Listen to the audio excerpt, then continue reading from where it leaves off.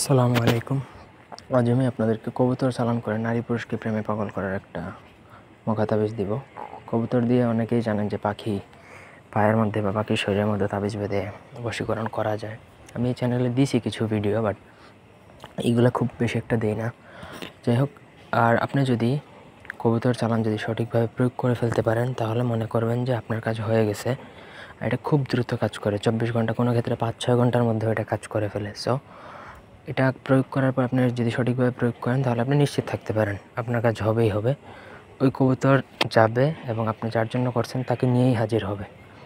সে যত বড়ই হনু হোক না কেন, তার বাপেরও সাধ্য নয় সে আপনাকে অ্যাভয়েড করে চলার।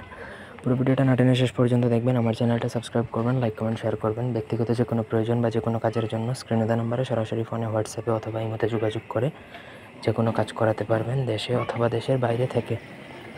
তো স্ক্রিনে যে কবুতরের নকশাটা দেখতে পাচ্ছেন, দেখুন নিচে লেখা আছে নারী, তারপরে বিন বা একটা মগা শব্দ, আর তারপর পুরুষ।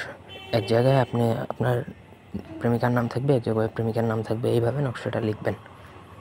যার জন্য করবেন তার নামটা আগে হবে, আর যে করবে তার নামটা হবে পরে। নকশাটা লিখতে হবে হচ্ছে আপনাকে যে কোনো শনিবার মঙ্গলবার দিনে জালালি কবুতর সংগ্রহ করবেন। অন্য কোনো কবুতরে লিখলে কবুতর দিয়ে চালান দিলে হবে না, জালালি কবুতর প্রয়োজন।